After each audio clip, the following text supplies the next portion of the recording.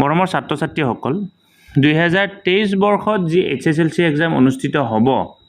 সেই এক্সামৰ ৰুটিন প্ৰকাশ পাইছে এইলৈ এটি বাতৰি ইতিমধ্যে প্ৰকাশ পাইছে আৰু বিভিন্ন ভিডিঅ'ৰ জৰিয়তে এই বাতৰিটো হয়তো তোমালোকে দেখিবৰ কাৰণে পাইছা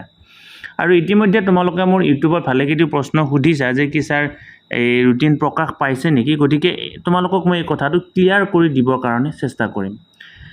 HSLC এক্সাম সচৰাচৰ ফেব্ৰুৱাৰী মাহত আৰম্ভ হয় আৰু মাৰ্চ মাহত গৈ শেষ হয় গতিকে এতিয়া যেহেতু তোমালোকৰ সমহীয়া পৰীক্ষা আৰম্ভ হোৱাই নাই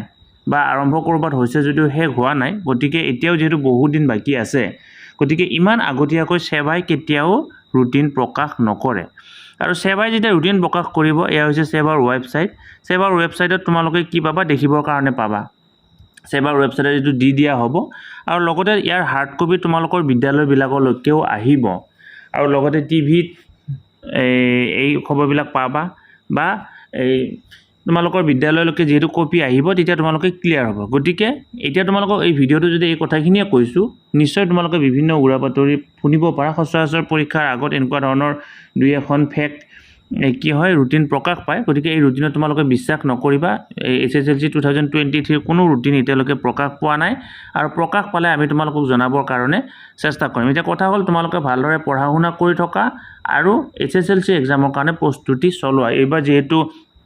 কুৱেশ্যন পেপাৰৰ প্যাটাৰ্ন চেঞ্জ হ'ব গতিকে চাৰিটা সাবজেক্টত তোমালোকৰ 1 নম্বৰৰ কুৱেশ্যন 45টা আহিব গতিকে তোমালোকে এবাৰ যথেষ্ট সহজ হ'ব তোমালোকৰ পৰীক্ষা মই ইতিমধ্যে আগতে ভিডিঅ' প্ৰস্তুত কৰি তোমালোকক জনাইছো গতিকে তোমালোকে ভালদৰে পঢ়া শুনা কৰা আৰু পৰীক্ষাৰ কাৰণে প্ৰস্তুতি চলোৱা ৰিজাল্ট মানে ৰুটিনৰ কাৰণে মাথা মাৰিব নালাগে যেতিয়া ৰুটিন ওলাব তেতিয়া এই ৰুটিন তোমালোকে নিজে গম পাবা আৰু বৰ্তমান যিখন ৰুটিন চলি আছে বা তোমালোকে পাইছা এখন সম্পূৰ্ণ এখন ফেক ৰুটিন ধন্যবাদ